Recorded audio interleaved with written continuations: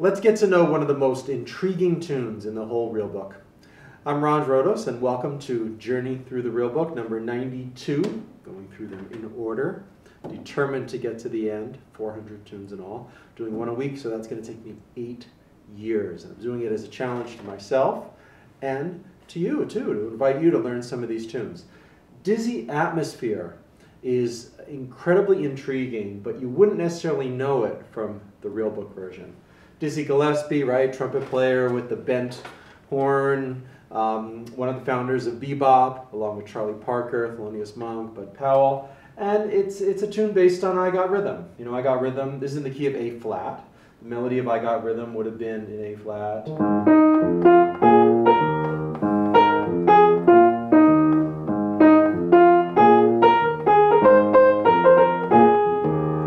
Dizzy Gillespie took those chords and he went.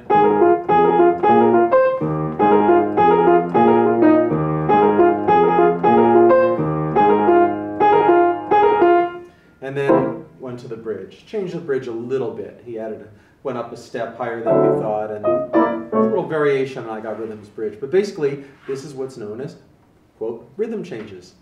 And it's a beautiful tune, catchy, end of story, right? No, beginning of story. Because this tune was recorded in 1945. It's right at the beginning of the recordings of the bebop era. There was actually a musician strike right before that, believe it or not. No instrumental music was recorded during, I think it was 42 to just before this. It coincided with America's involvement in World War II, and only a cappella vocal music was recorded. And that's another long story, kind of a bizarre episode in the history of instrumental music in America, but also it sort of put, what's the word, it put a cloud over the beginning of bebop in a way that we don't know what was there. We just see this cloud of, okay, well, we know that it's hazy. We know that they were playing bebop. It was being formed, but we don't have any real recordings. Some live recordings have surfaced since, but no studio recordings. So Dizzy Atmosphere is right at the beginning of the bebop period. But we'd expect bebop to be something like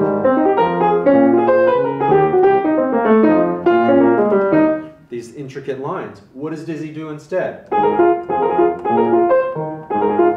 That sounds like a swing era tune. That sounds like, you know, Count Basie, Lester Young, right? It's a riff. So what's going on? A couple things. Dizzy was highly organized as a band leader, unlike Charlie Parker. If you contrast this session, which Dizzy led, to the first Charlie Parker session, which he recorded Coco, among other things, you'll see what I mean. Check that out. Charlie Parker's Coco, K-O-K-O, recording session. It was a mess. But Dizzy was highly organized. And he put together a band with Charlie Parker and himself, Dizzy on trumpet, who were the foremost beboppers at that time, and a rhythm section that owed a lot to the swing era, the earlier rhythmic style. Cozy Cole on drums, other musicians who were more like a sort of swing era dance music. And he wrote a tune that bridges the styles. It's actually kind of in what my old piano teacher, Billy Taylor, would have called pre-bop. Sort of that swing to bebop transitional period of about 4 or 5 years, 1940 through 45, where there was elements of both at the same time. And it hadn't really blossomed into bebop yet. That's what this tune comes out of, even though they were beboppers, right? So the musicians were both swing, bebop on the same recording session. And Dizzy wrote a tune that is very swing era. Now, here's the thing. If you listen to the recording, there's more to it than this. It isn't just, okay, this riff, and then the bridge goes bebop.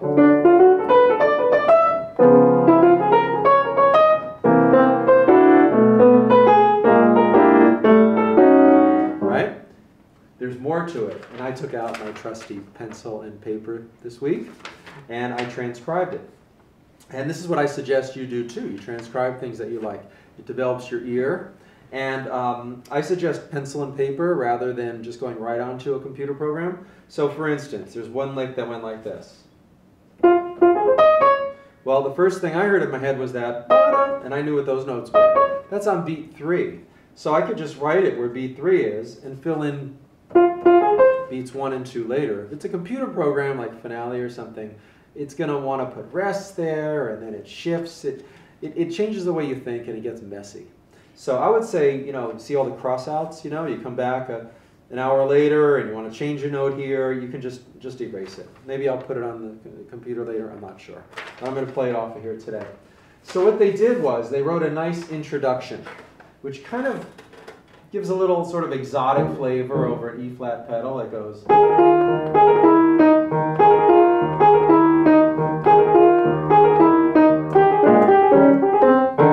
Then they go into that. It sets it up very nicely.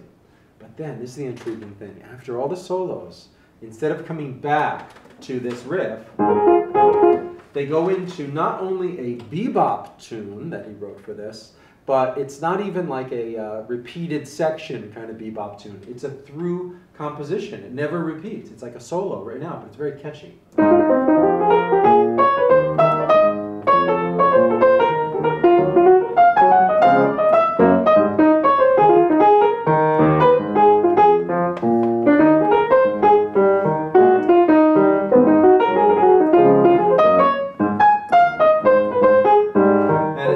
And then for the last A,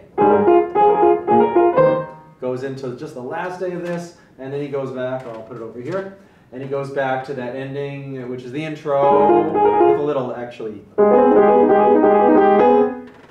like that. Puts a little ending. So anyway, to recap, it's got a new intro, or an intro, it's got this riff-based tune, which harks back to the swing era.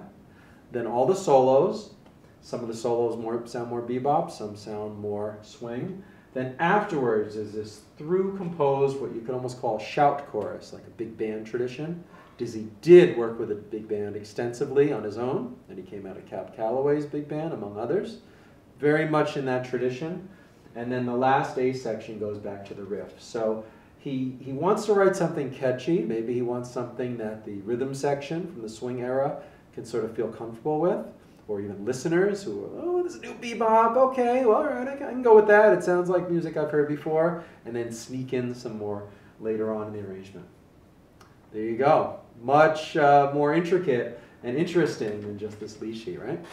All right, so here we go. I'm going to try the whole thing. I'm going to play it just like I explained it and like Dizzy did it. By the way, there's a live recording or two from around this time, a couple years later, where the band did play this shout chorus, but then there's a video from, I think it's the 80s, of Dizzy playing it. It's on YouTube, and he doesn't even play that. They didn't remember it, you know, or the band didn't know it. They just play this. So if you just want to do that, it's fine. If you want to dig a little deeper, go for it. Learn the shout chorus. Here we go.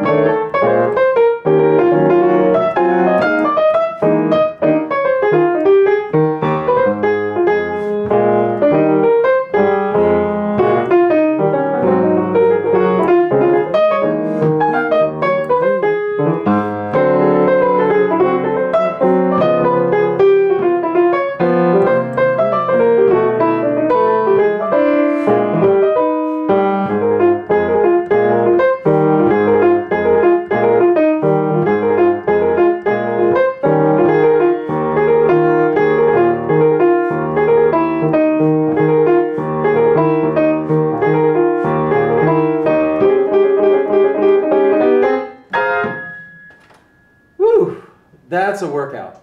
So I encourage you, work on rhythm changes. It's here. This is swing era kind of riffs. You get the bebop. Sit down and try to do it. You know, it took me about an hour. When I was first starting out, it probably would have taken all day or several days, but it's really good to develop your ear, even if you don't get it perfectly. Ear training by transcribing, the effort it takes to do it is reward in itself. Your ear will get better by, oh, what is that note? Okay, is it that, or is it that? You know, you can sing it first, then try to play it a little bit, that helps. The effort of doing it, of trying to listen carefully, whether you get all the notes right or not, will help your ear. And also help you establish that connection when you're improvising between your ear and what's coming out through your fingers. So good luck, have fun. If you're interested in step-by-step lessons, check me out at KeyboardImprov.com, video course, or give you Skype lessons, whatever you need to help you learn these tunes and also get to the next step in a way that it is step-by-step, but fun, and you understand what you're doing at all times. That's the main thing. It's not just sort of like flying in the dark. That's really going to help your playing the most. Good luck, and check out Dizzy Atmosphere.